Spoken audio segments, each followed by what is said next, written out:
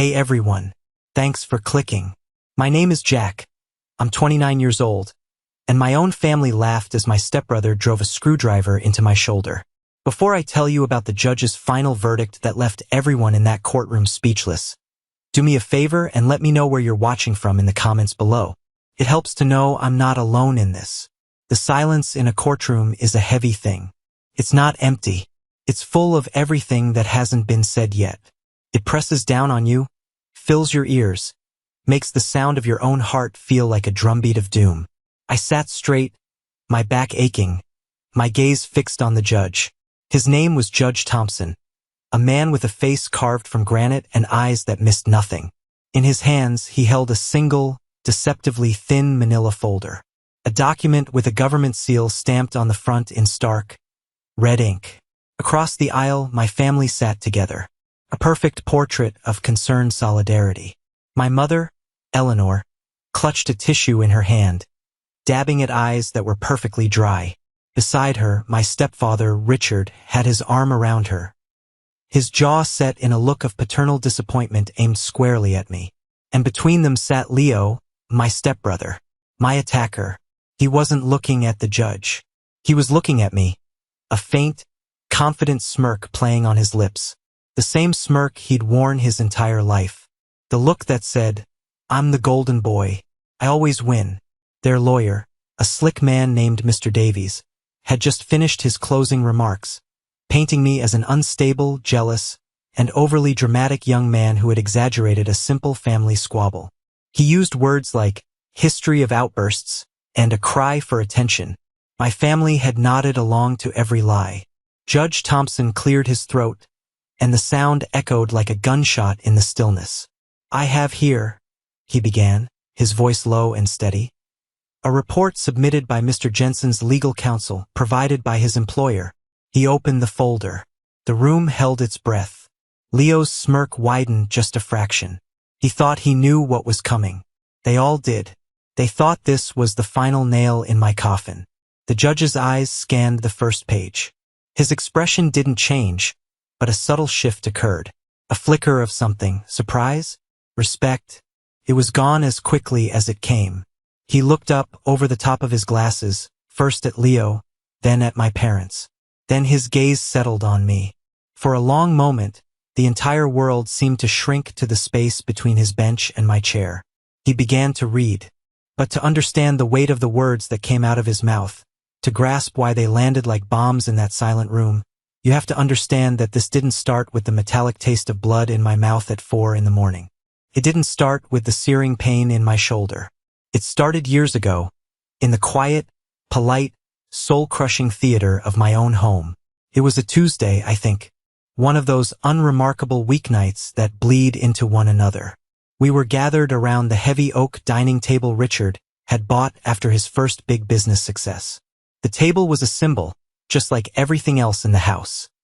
Solid, expensive, and meant to project an image of unbreakable family unity. The air was thick with the smell of roast chicken and my mother's perfume. Leo, as usual, was holding court. He was waving his fork around, telling a story about a sales contract he'd landed. It wasn't a huge deal, a mid-level client at the car dealership where he worked as an assistant sales manager. But to hear him tell it, you'd think he'd just negotiated world peace. "So I looked the guy dead in the eye," Leo said, leaning forward for dramatic effect. "And I said, 'This is the best offer you're going to get. Take it or leave it.' And you know what? The guy folded, shook my hand right there. My mother, Eleanor, beamed at him, her face alight with a pride she reserved exclusively for her firstborn. 'Oh, Leo, that's wonderful. My boy, such a natural leader. Richard, did you hear that? He's a born closer.' Richard grunted his approval. 'That's the spirit, son. Aggressive, decisive. That's what gets you ahead.' He raised his glass of wine. To Leo's latest promotion. The word hung in the air. Promotion. Leo had been an assistant sales manager for 3 years. There was no promotion, but nobody corrected him.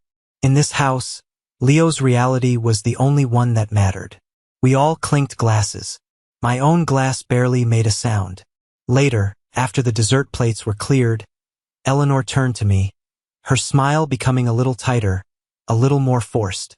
It was my turn for the perfunctory check-in. And you, Jack? How was your week? Everything stable at that little government job of yours? The condescension was so casual, so ingrained, I barely flinched anymore. I'd learned to swallow the bitterness. It was good, actually, I said, trying to keep my voice even. My team and I just wrapped up a major project. We managed to decrypt some communications that, well, it prevented a pretty serious security threat overseas. I left out the details, of course. The windowless, soundproofed room I worked in. The endless lines of code that blurred before my eyes. The gut-wrenching tension of knowing lives were on the line. I just gave them the sanitized, family-friendly version. Richard took a sip of his wine, swirling it in his glass. That's nice, son, he said, his eyes already glazing over. Sounds complicated. You just stick with that. It's a safe job. Good pension, I imagine. Safe. That was their favorite word for my career.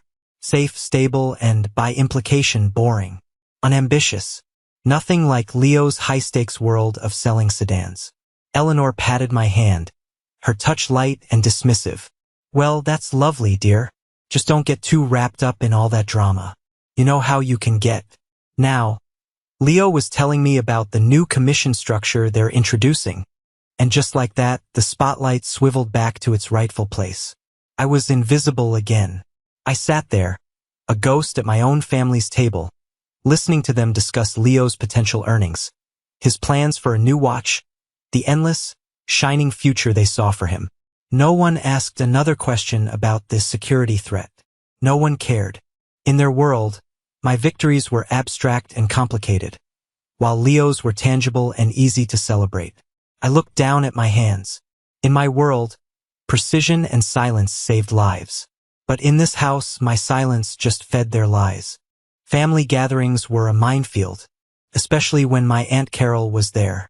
She was my mother's younger sister, a woman who weaponized pleasantries and fired passive-aggressive comments with the precision of a sniper. She'd hug you, tell you how wonderful you looked, and then whisper something to your mother that would cut you off at the knees. It was Thanksgiving. The house was overflowing with relatives. The noise level a constant, cheerful roar. I was trying to have a quiet conversation with a cousin about football when Aunt Carol descended upon me, a slice of pumpkin pie in hand. Jack, darling, she cooed, squeezing my arm.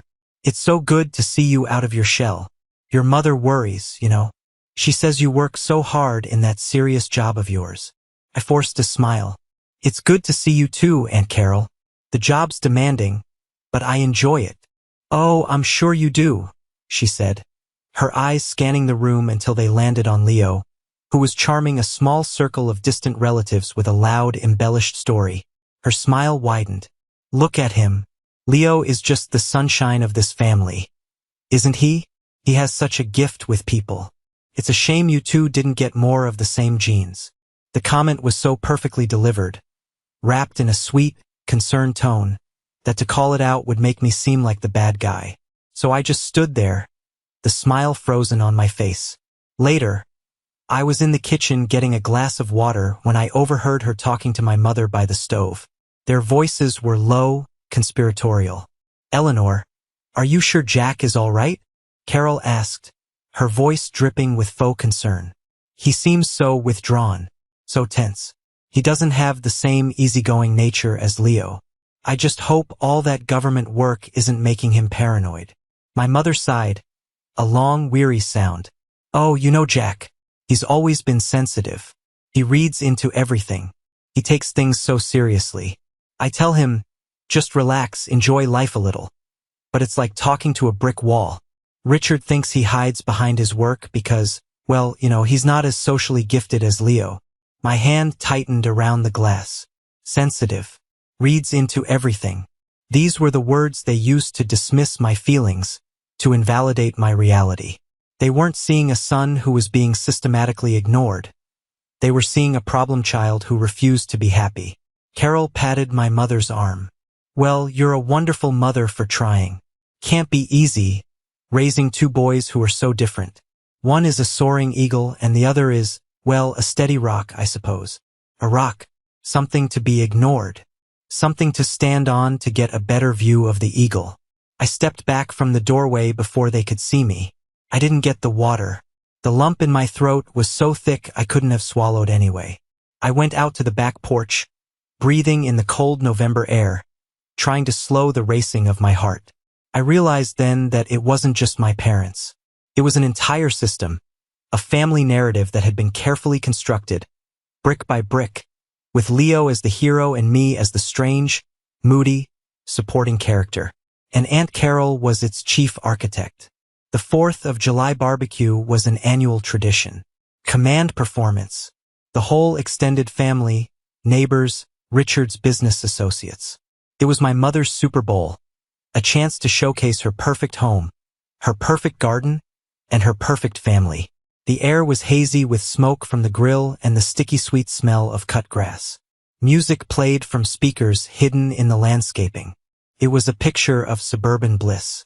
But for me, it was just a bigger stage for the same old play.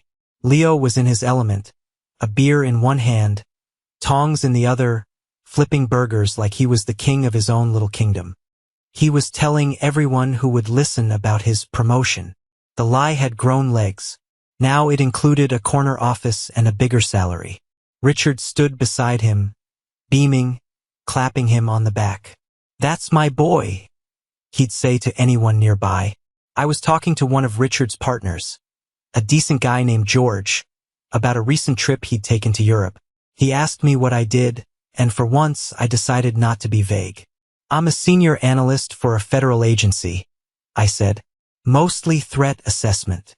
George's eyebrows shot up. "Wow, that sounds intense. Must be rewarding work." "It is," I said, a rare flicker of pride warming my chest. "I actually just received a commendation, a federal certification that only a small percentage of analysts manage to get." Before George could respond, my mother swept in, a tray of appetizers in her hand. "Oh, Jack, don't bore George with your complicated work stories," she said with a light, tinkling laugh. The kind of laugh designed to sound charming but felt like a slap. "It's a party. We're here to relax." She turned to George, her smile brilliant. "Did you hear about Leo's promotion? He's practically running the whole sales division now. We're so incredibly proud of him. He's a real people person, not stuck behind a desk all day." The implication was clear. My work was boring. I was boring. I was the anti-Leo. George, to his credit, looked uncomfortable. He gave me a sympathetic glance, but the conversation was over. Eleanor had steered it back to the family's star player. I excused myself, my face burning. I walked over to the edge of the yard, near the woods that bordered our property. I stood there for a long time, just watching the sunlight filter through the leaves, listening to the distant laughter from the party. The sound felt alien, like it was coming from another planet. I heard footsteps behind me. It was Leo. "Hey, bro," he said, his voice slurring slightly. He'd had a few beers. "What's the matter? Can't handle the spotlight being on someone else for a change?" "It's always on you, Leo," I said, my voice flat. "It's never not on you." He laughed, a short, ugly sound. "That's because I give them something to be proud of. A new car, a sales record, a promotion. What do you give them? Vague stories about saving the world that nobody understands? You're such a drama queen, Jack."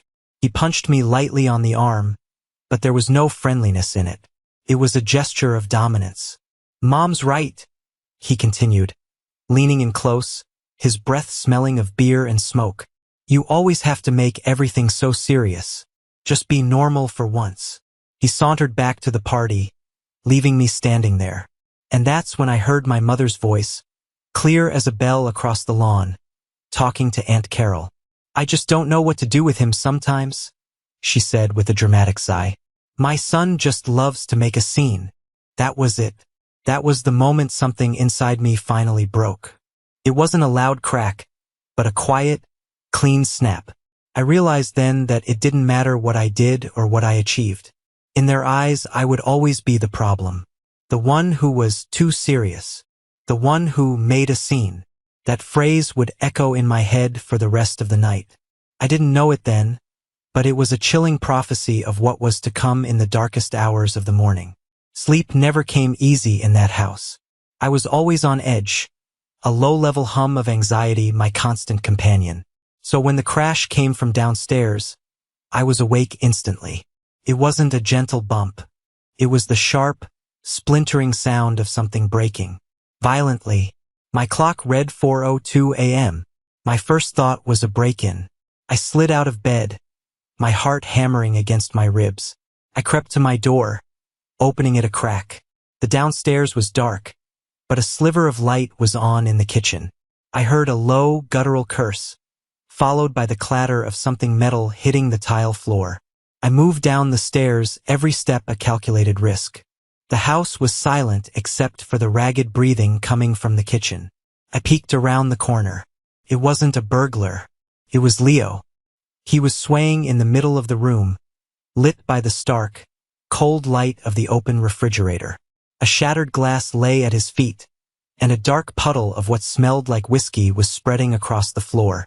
He was drunk, not just tipsy from the party. This was blackout, reckless drunk. "Leo," I said softly, "what's going on?"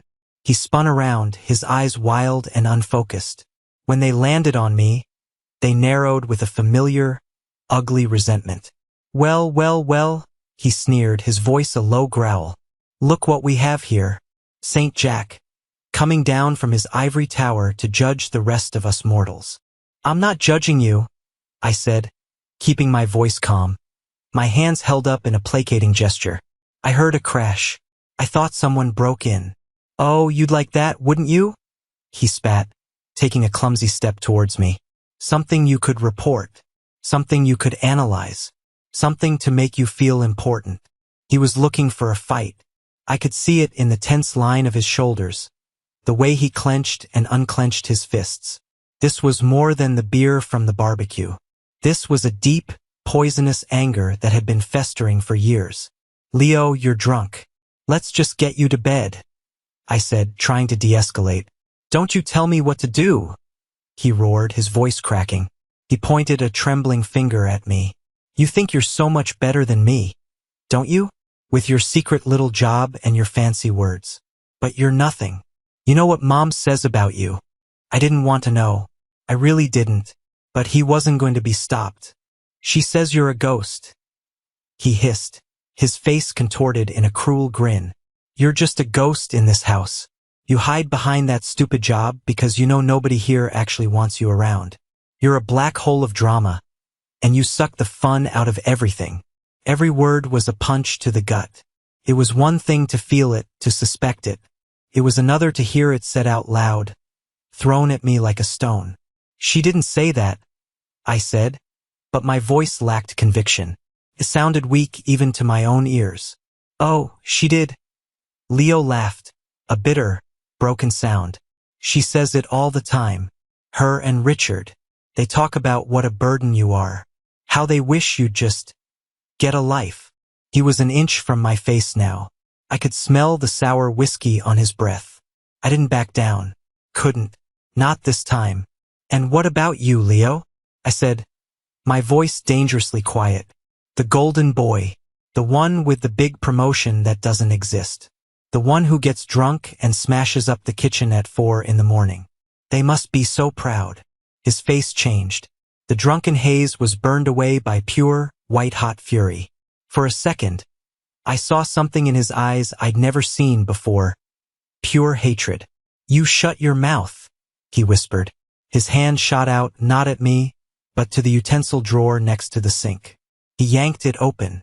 The sound of rattling metal filled the small, tense space between us. And then I saw it. The glint of steel under the refrigerator light. He had a screwdriver in his hand. A long one with a Phillips head.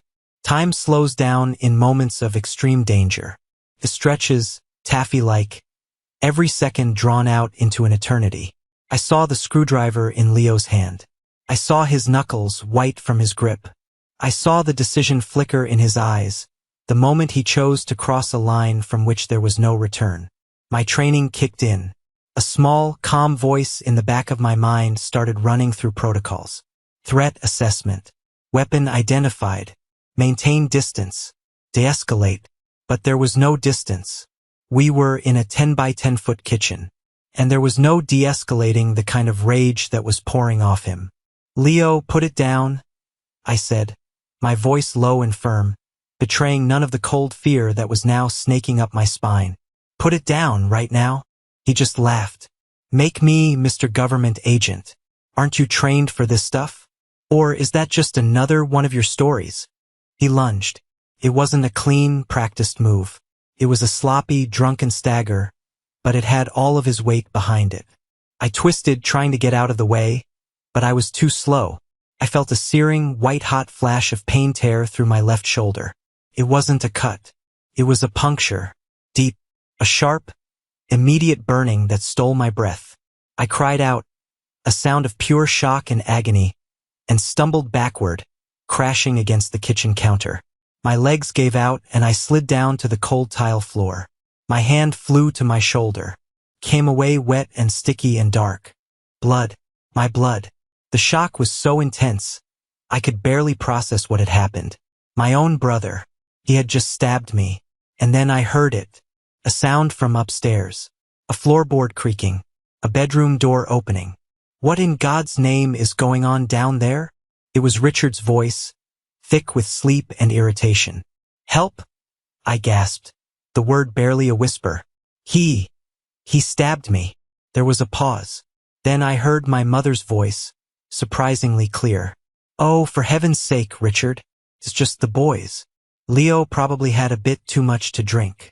Leo was standing over me, the screwdriver still in his hand, his chest heaving. He looked down at the blood spreading across my shirt, then at me, and his drunken haze seemed to return. I didn't, he stammered, and then the worst sound of all. A sound that will be burned into my memory until the day I die. It was laughter, my mother's laughter, a light, airy, dismissive tinkle of a laugh. Listen to him, she called down the stairs, her voice full of amusement. He probably slipped on the whiskey and landed on something. Jack, stop being so dramatic. You're going to wake the whole neighborhood. Dramatic. The word hit me harder than the screwdriver. I was on the floor, bleeding from a puncture wound inflicted by her son, and she was calling me dramatic. My vision started to swim. The edges of the room went fuzzy. I looked at Leo, who was now just staring, dumbfounded. I looked up towards the sound of my parents' voices. They weren't coming down. They weren't calling for help. They were laughing. My hand fumbled for my phone in my pocket. My fingers were slick with blood, but I managed to grip it. I couldn't see the screen clearly. Everything was blurring, but I didn't need to see. Muscle memory. My thumb moved across the screen. A 5-digit code. A single button press. A duress protocol for federal employees. An SOS. The last thing I saw before everything went dark was the look of utter indifference on my brother's face as he turned and walked away, leaving me on the floor. The last thing I heard was my mother telling my stepfather to just come back to bed. Waking up was a slow, painful process. The first thing I registered was a dull, throbbing ache in my shoulder. The second was the sterile, antiseptic smell that can only mean one thing: a hospital. I blinked, my eyes adjusting to the dim light of a private room. And 4 was taped to my arm, a clear fluid slowly dripping into my veins. My shoulder was heavily bandaged. I tried to sit up, but a fresh wave of pain shot through me, and I fell back against the pillows with a groan. The door creaked open, and my parents walked in. They didn't look like the parents who had laughed from the top of the stairs. They looked rehearsed. Eleanor's face was a mask of concern. Richard looked grave and serious. Leo was not with them. Jack? Oh, thank God you're awake, Eleanor breathed, rushing to my bedside. She reached out to touch my face, but I flinched away. Her hand froze in midair. The doctor said you'll be fine, Richard said, his voice a low rumble. He stood at the foot of the bed, arms crossed, like a general surveying a battlefield. Just a nasty puncture. They stitched you up. I stared at them, my throat too dry to speak. I waited for an apology, an explanation, anything. It didn't come. Instead, Eleanor pulled a chair close to the bed and sat down. She took a deep breath, the kind someone takes before delivering a difficult, but necessary, speech. "Now listen, Jack," she began, her voice soft and persuasive. "There was a lot of confusion last night. The paramedics came, the police. It was all very chaotic. Leo stabbed me," I croaked, the words tearing at my raw throat. Richard sighed, a long, exasperated sound. "Son, we need to be very clear about what happened. You were both drinking. Leo spilled a bottle. You slipped and you fell onto the toolbox that was by the back door. You fell on a screwdriver. It was a terrible, terrible accident." I stared at him, my mind struggling to comprehend the audacity of the lie. The toolbox? It was in the garage 100 feet away. "That's not what happened," I said, my voice gaining a little strength. "Leo attacked me. You heard it. You were there." "We heard a commotion," Eleanor corrected gently, as if explaining something to a confused child. "And then we heard your shout. By the time we understood what was happening, you were on the floor. Leo feels just awful about it. He's a wreck. He keeps saying he should have cleaned up the spill right away." They had built a story, a neat, plausible lie that protected the only person they cared about protecting. They weren't here to see if I was okay. They were here for damage control. They were here to give me my script. "The police will want to talk to you when you're feeling up to it," Richard continued, his tone leaving no room for argument. "We've already given them our statement. We just need you to confirm it. For the family, Jack. We can't have a scandal. Think about Leo's career. Think about the family's reputation. My career. My life. My wound. None of that mattered." I turned my head and looked out the window. The sky was a bleak, gray dawn. In that moment, I felt a cold clarity I had never felt before. The last, lingering thread of hope I'd had for my family's love, for their validation, was severed. It was gone. "I need to rest," I said, my voice devoid of all emotion. "Of course, dear," Eleanor said, relief flooding her face. She thought she had won. She thought I had agreed. "We'll leave you be. Just remember what we talked about. An accident." They stood up and left, closing the door softly behind them. I lay there, listening to their footsteps fade down the hallway. I was alone, truly and completely alone. And for the first time in my life, that felt like a strength.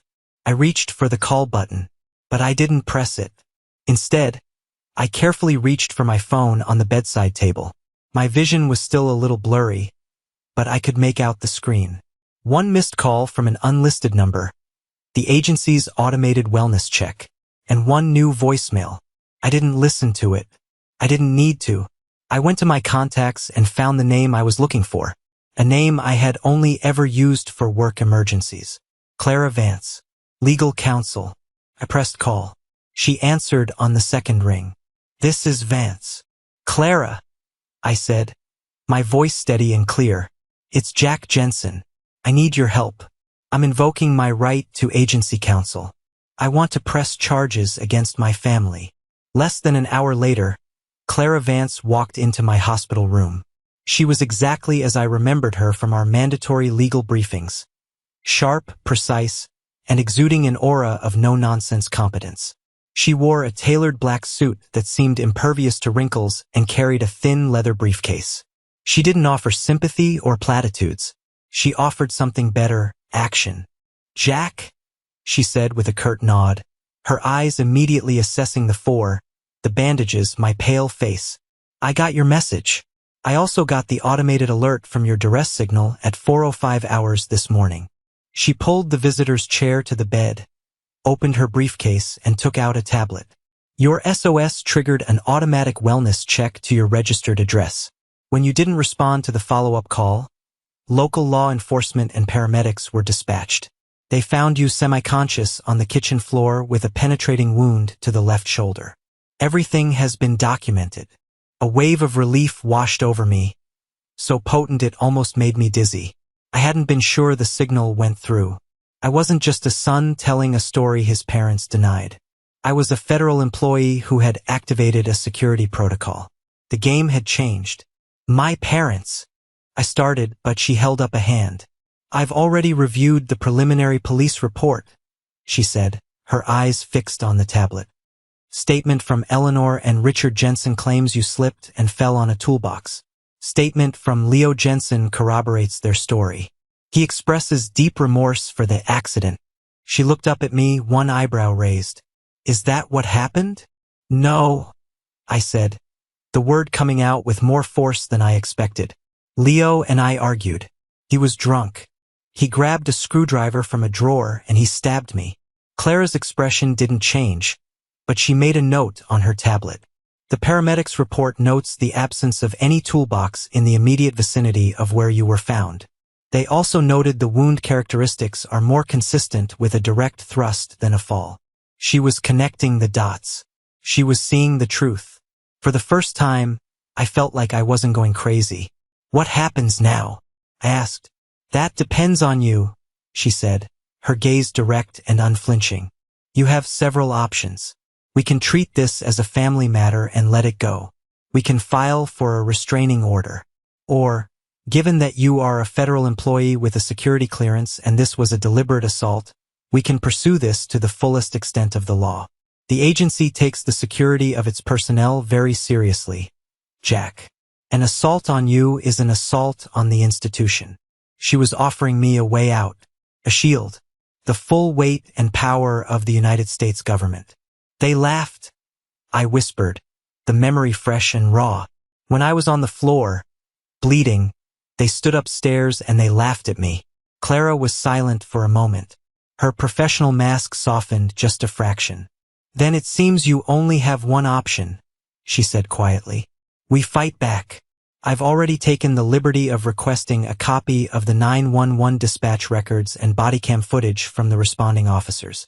I'll also be petitioning the court for a warrant to test the screwdriver found at the scene for your blood and Leo's fingerprints. She was already 10 steps ahead. My parents will hire the best lawyer, I said, thinking of Richard's deep pockets. Let them, Clara said with a thin, confident smile. They can hire the most expensive divorce lawyer in the state. But he'll be bringing a knife to a gunfight. They think this is about family drama. They don't understand that this is now a federal matter. She paused, then added a detail that would become critical. Your director, Coleman, sends his regards. He's already authorized the release of your service record to the court under seal. He wants them to know who they're dealing with. I finally understood. This wasn't just my fight anymore. And for the first time since I'd woken up in this sterile room, I didn't feel like a victim. I felt like I had an army at my back. In the weeks leading up to the preliminary hearing, my world shrank. I was on medical leave, staying in a small, furnished apartment the agency had arranged for me. The silence was deafening. No calls from my family. No messages. It was as if I had ceased to exist. The only person I reached out to from my old life was Ben. We had been friends since kindergarten. He knew my family. He'd witnessed countless dinners where Leo was celebrated and I was ignored. He was the one person I thought would understand. I met him for coffee a few days before the hearing. I told him everything, the words tumbling out of me. The attack, the lie, the laughter. He listened, his face a study in concentration. When I finished, he shook his head slowly. Man, that's messed up, Jack. Seriously. I know, I said, relief flooding me. You believe me, right? Of course I believe you, he said, but he wouldn't meet my eyes. He was stirring his coffee, which was already full of milk. But a lawsuit? Against your own family? Isn't that a bit extreme? I mean, Leo was drunk. People do stupid things when they're drunk. Cold knot formed in my stomach. He stabbed me, Ben. I know, he said quickly. And that's not okay. But your mom called me. She's a wreck. She said this is tearing the family apart. Richard is talking about how this could impact the family's assets, their plans for inheritance. The mention of money felt like a slap. This isn't about inheritance, I said, my voice tight. This is about what they did. Look, all I'm saying is, maybe there's another way, Ben said, finally looking at me. A way where you don't have to blow everything up. Your stepfather, he offered me a great opportunity. He wants to invest in my contracting business. It's a game changer for me, Jack. And there it was. The price of our friendship. The price of my pain. A business investment. I stood up, my chair scraping against the floor. He bought you. It's not like that, Ben insisted, his face flushing. He thinks you're being irrational, and he wants people around you who can talk some sense into you. So you're going to be his mouthpiece? I asked, my voice shaking with a rage I hadn't felt before. It was a cold, quiet fury.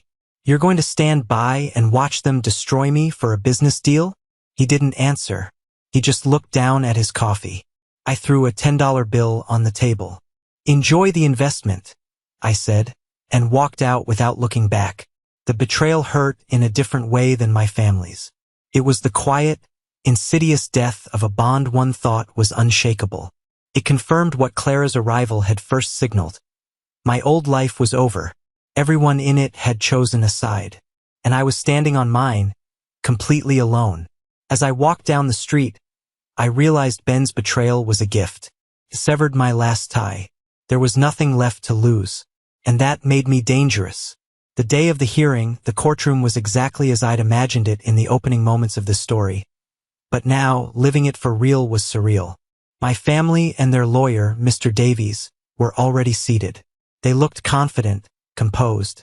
Eleanor gave the judge a small, sad smile, the picture of a grieving mother forced into an impossible situation.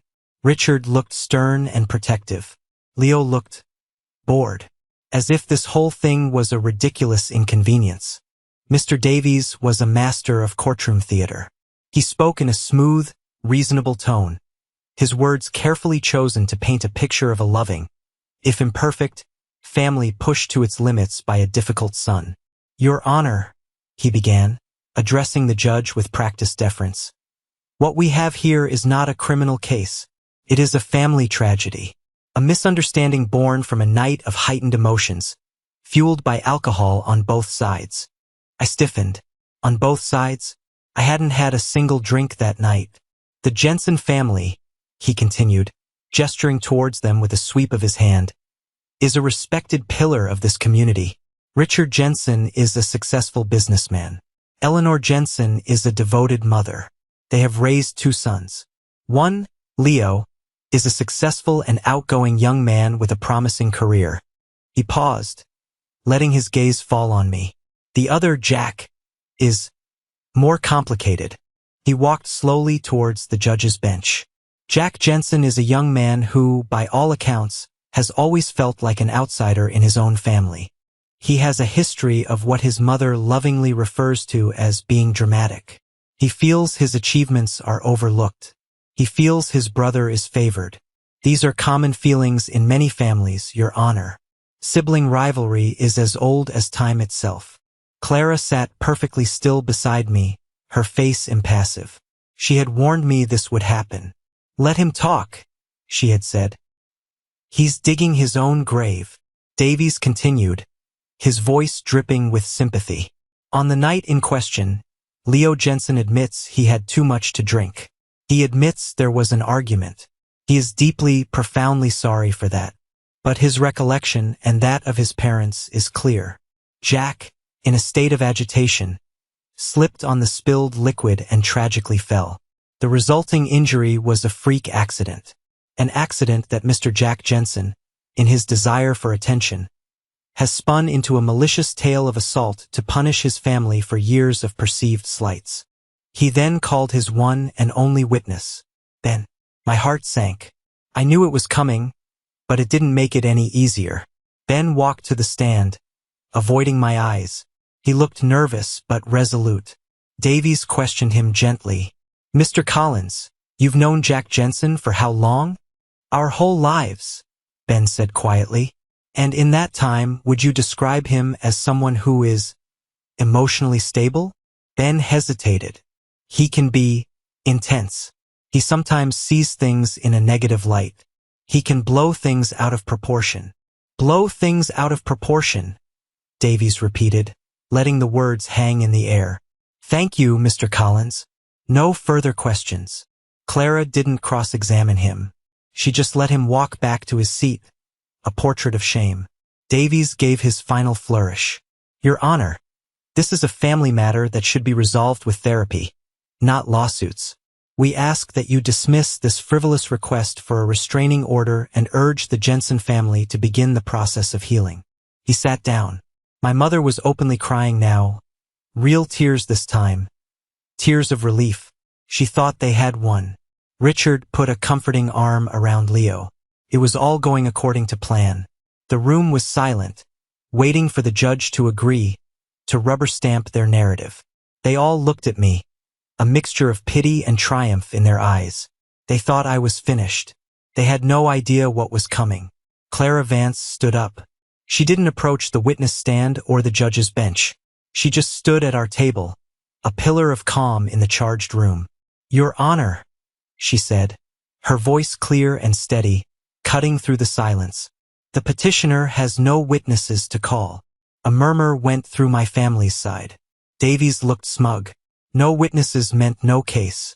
However, Clara continued, we would like to submit one piece of evidence for the court's consideration, a report from the petitioner's employer, submitted under Federal Seal 18 U.S.C. Section 3509. She walked forward and placed the thin manila folder on the clerk's desk. The same folder I'd seen in my mind's eye. The clerk handed it up to Judge Thompson. Davies was on his feet. Objection, Your Honor. We have no knowledge of this report. What possible relevance could Mr. Jensen's employment record have on a domestic dispute? Judge Thompson held up a hand, silencing him. He was looking at the red seal on the folder. The relevance, the judge said slowly, is for me to determine, Mr. Davies. Overruled. He broke the seal. The sound was a soft, tearing noise, but it seemed to echo in the silent room. He opened the folder. This was the moment that replayed in my memory. I watched his eyes scan the page. I saw the subtle shift in his posture. He read for what felt like an eternity. The smug look on my family's faces began to falter, replaced by a flicker of uncertainty. What could possibly be in that folder? Finally, Judge Thompson looked up. He took off his reading glasses and placed them deliberately on the bench. He stared at my family, not with anger, with a kind of weary, profound disappointment. Mr. Davies, the judge said, his voice now holding a new, steely edge. You have painted a picture of your client's stepson as an unstable, dramatic young man in a safe government job. This report suggests a different picture. He picked up the document. This is a security and medical report filed in the early hours of July 5th. It states that responding paramedics, dispatched after a federal duress signal was activated, found Mr. Jensen semi-conscious with a puncture wound consistent with a Phillips head screwdriver. Not a fall. Eleanor gasped.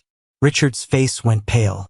It further states, the judge continued, his voice rising, that a screwdriver was found wiped clean on the kitchen counter, but preliminary tests for blood residue in the sink trap were positive. It also notes the blood alcohol content of Mr. Leo Jensen, taken by police at the scene, was 0.16, twice the legal limit. Leo shrank in his seat. The smirk was long gone, replaced by a look of pure panic.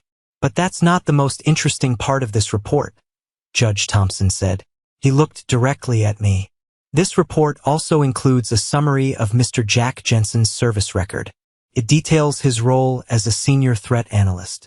It lists 3 separate occasions in the last 2 years where his direct analysis and attention to detail were instrumental in preventing acts that would have resulted in significant loss of life on foreign soil. It includes a commendation for grace and precision under extreme pressure. He put the paper down and leaned forward, his eyes burning into my parents. The safe little job you so casually dismissed involves a level of security clearance and responsibility that few people in this country will ever hold. The work you called boring saves lives. The son you called dramatic is, by the accounts of his superiors, a national asset. The silence in the room was absolute. My mother's mouth was open, but no sound came out. Richard looked like he'd been turned to stone. The judge's gaze was withering. It appears your son's precision saved other people's lives in the past.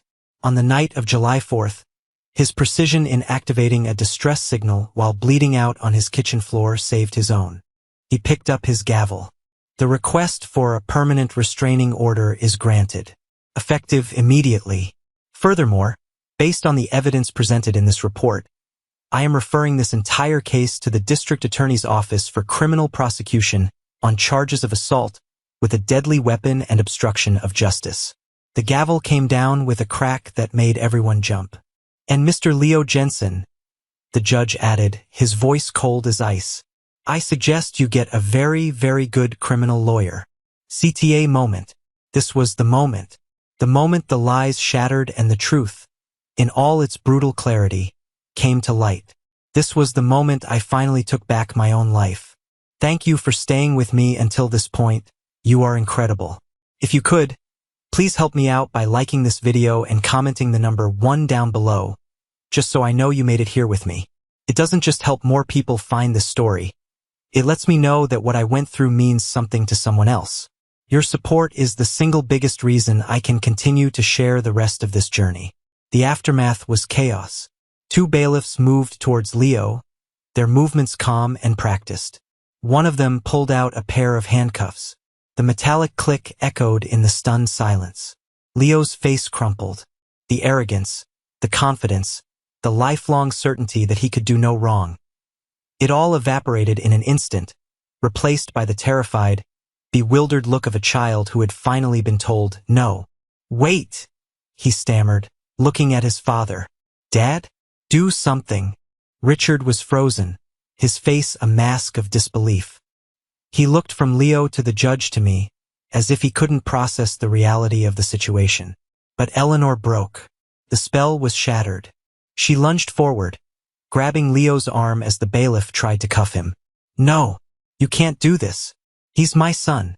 It was an accident, she shrieked, her voice shrill and hysterical. The bailiff gently but firmly removed her hand. Ma'am, please step back. She turned her desperate eyes on me. All pretense was gone. This was raw, primal. Jack, please, tell them to stop. You can't do this to him. He's your brother. Please, he didn't mean it. Her words washed over me. He's your brother. The same brother who had plunged a screwdriver into my shoulder. The same brother whose actions she had laughed at. I looked at her, at this woman who was my mother, and I felt nothing.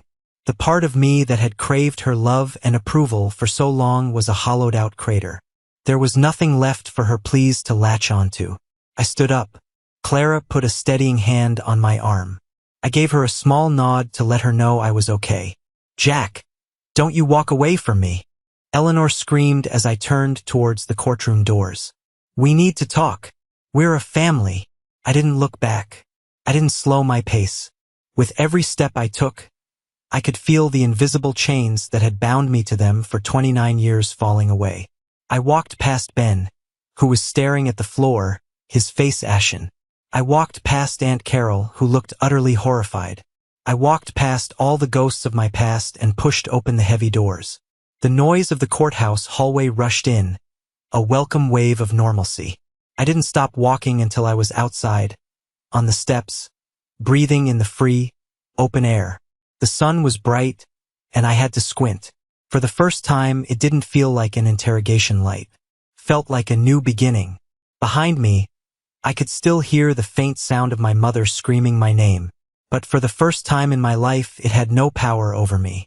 A few days later, I was back in my temporary apartment, packing the few things I had. Clara had called. The DA was pressing charges. Leo was out on bail, paid for by Richard, but he was facing a serious felony conviction. There was a knock on the door. I wasn't expecting anyone. I looked through the peephole. It was my mother, alone. My first instinct was to ignore it, to not open the door. But I knew I had to. This was the last loose end. I opened the door. She looked terrible. Her eyes were red and swollen. Her hair was a mess. The carefully constructed facade of the perfect matriarch was gone. "Jack," she said, her voice hoarse. "Can I come in?" I didn't invite her in. I stepped into the hallway, closing the door behind me. I leaned against the frame, crossing my arms. "What do you want, Eleanor?" The use of her first name made her flinch. "I want to talk," she pleaded. "This has all gone too far. Your father and we've been talking. We're willing to help you. With therapy, we can even set up a trust fund, help you get a fresh start somewhere else. Just, you have to drop the charges. You have to stop this." I listened, my expression unreadable. They still didn't get it. They thought this was a negotiation. They thought my pain and my principles had a price tag, a custody battle over my own soul, and they thought they could just buy me out. "A trust fund," I repeated, my voice flat. "You want to pay me to pretend this never happened?" "It's not like that," she insisted, tears welling in her eyes again. "It's about healing. It's about getting our family back together. Your brother could go to prison, Jack. Prison. His life will be ruined." His life was ruined the moment he decided to be the kind of person who would stab his brother and then lie about it, I said. "His life was ruined the moment you decided to enable him, to protect him, to laugh while I was bleeding on the floor." "I wasn't laughing at you," she cried, a new note of desperation in her voice. I was nervous. I didn't know what was happening. I thought you were just being dramatic." There was that word again. Dramatic. "That's the problem," I said, my voice dangerously calm. "You never believed me. Not once in my entire life. You never saw me. You only saw Leo's brother. The weird one. The serious one. The dramatic one." I took a step closer, and for the first time she looked afraid of me. "I don't need you to understand my job anymore. I don't need you to be proud of me. I just needed you to be my mother. And when I needed you most, you failed." I turned and put my hand on the doorknob. "So no," I said, looking back at her one last time. "I will not be dropping the charges. This isn't about family anymore. This is about consequences."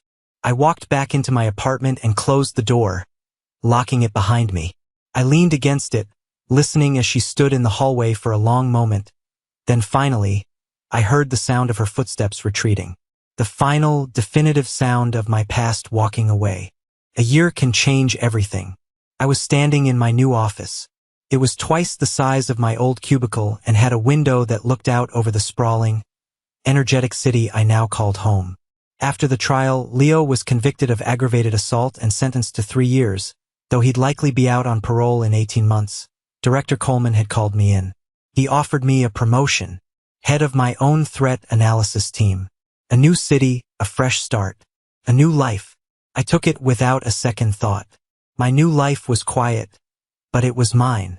I had a small circle of friends from work, people who respected me for my mind, not for who my family was.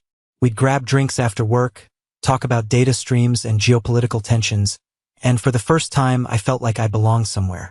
I was no longer a ghost in someone else's house. One Saturday morning, I was sorting through my mail when I saw a letter with a familiar return address. It was from my old neighborhood, but it wasn't from my family. The name on it was Martha Gable. Took me a moment to place it. Mrs. Gable, the elderly woman who lived next door, who was always tending her roses. My hands trembled slightly as I opened it. Her handwriting was shaky, the writing of someone who had spent a long time thinking about what to say. "Dear Jack," it began.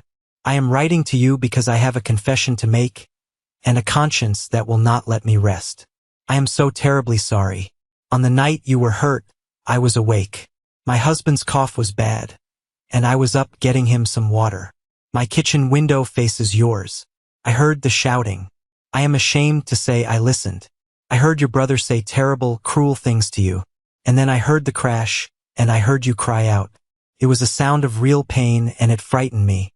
I wanted to call the police. I reached for the phone, but then I heard your parents. I heard them tell you to stop being dramatic, and I heard your mother laugh. In that moment, I was a coward. The Jensens were a powerful family in the neighborhood. Your stepfather had a lot of influence.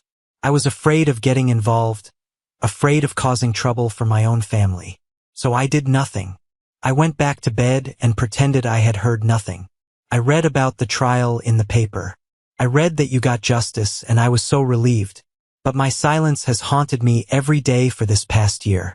I am writing to you now not to ask for your forgiveness, because I don't deserve it, but to tell you that you weren't crazy. You weren't being dramatic. I heard it. I know the truth. And I will live with the shame of my cowardice for the rest of my days. I hope you have found peace. Sincerely, Martha Gable. I read the letter twice, then a third time.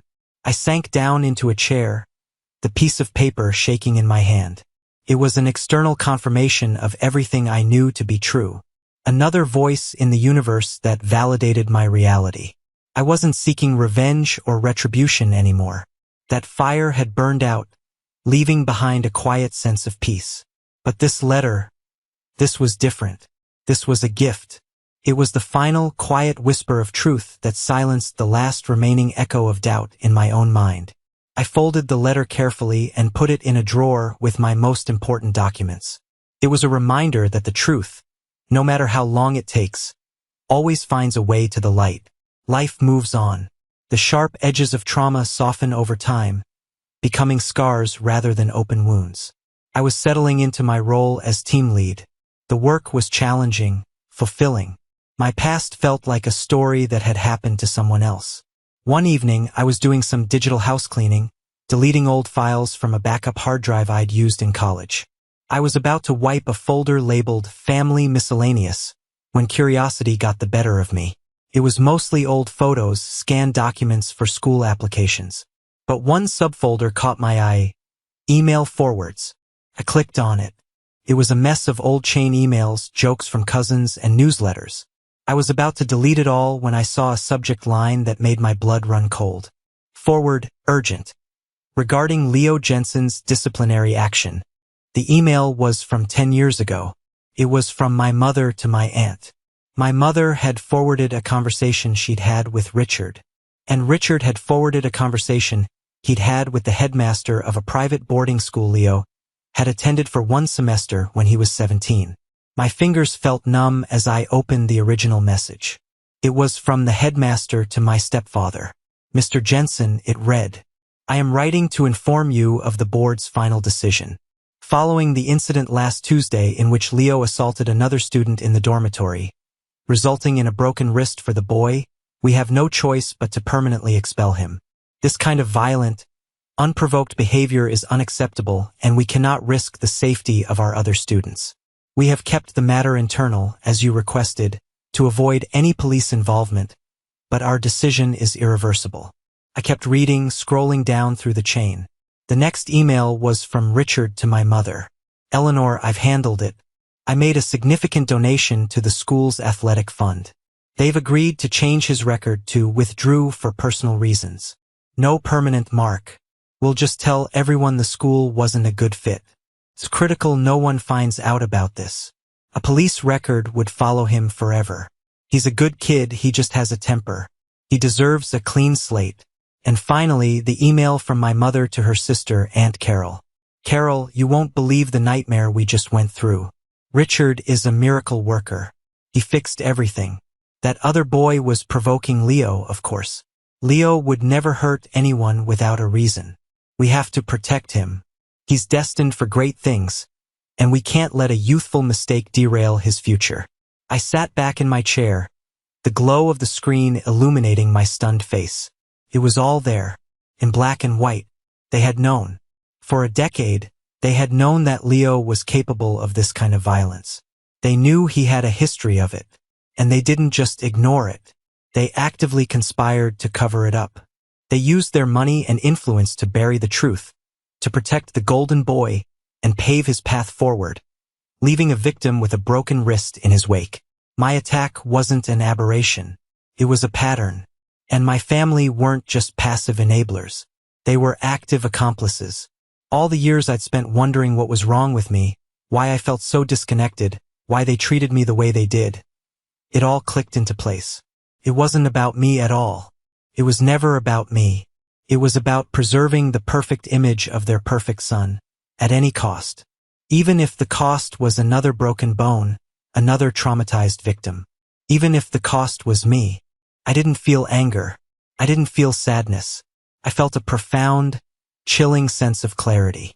Any lingering, subconscious hope I had for a future reconciliation, for a deathbed apology, for them to one day see the light, it all vanished. You can't fix what is fundamentally broken. You can't heal people who refuse to see they are the source of the poison. I dragged the entire email file into the digital trash bin and clicked empty. It was time to take out the garbage. The city I live in now has a rhythm, a steady pulse of traffic, sirens, and life that I find comforting. It's a reminder that the world is huge, full of millions of stories, and mine is just one of them. It's no longer the all-consuming opera of my childhood. It's just a chapter, and that chapter is now closed. I was at my desk one morning, sipping my coffee and looking out the window at the city waking up below, when a notification popped up on my screen. A new email. The subject line was simple, "I'm sorry." The sender was Eleanor Jensen. A year ago, 2 years ago, my heart would have leaped into my throat. I would have clicked it open with trembling hands, desperate to read the words of contrition, the apology I had craved for a lifetime. I would have dissected every sentence, searching for sincerity, for a glimmer of hope that the mother I had always wanted was finally emerging. But today I just looked at it. I thought about the years of being made to feel invisible. I thought about the laughter from the top of the stairs. I thought about the calculated lie in the hospital room. And I thought about the 10-year-old email, the proof that this was never about a mistake, but about a choice they had made over and over again. What could she possibly say that would change any of that? What combination of words could undo a lifetime of deliberate actions? An apology without changed behavior is just manipulation. And I was done being manipulated. I didn't feel anger. I didn't feel hatred. I just felt done. The story was over. The verdict was in. Not just the judge's verdict, but my own. They were who they were, and I was who I was, forged in the fire of their neglect, but stronger for it. I moved my cursor over the email. I didn't click open. I didn't click delete. I clicked archive. I sent it away unread to a digital box where it could gather dust with the rest of the past. It wasn't a gesture of anger. It was a gesture of peace. Her words, whatever they were, no longer had any power over me. My healing wasn't dependent on her apology. My worth wasn't dependent on her validation. I took another sip of my coffee. The sun was fully up now, glinting off the glass towers of the city. My city. Outside my door, a life that I had built for myself was waiting. A life based on truth, respect, and quiet, hard-won peace. And I was ready to go live it. Thank you for listening to my story. I hope it resonated with you in some way. It's a strange thing, finding strength in the moments that are meant to break you. Have you ever been in a situation where you had to choose between your family and your own truth? Share your story in the comments if you feel comfortable. And please, don't forget to like and subscribe so you don't miss what comes next.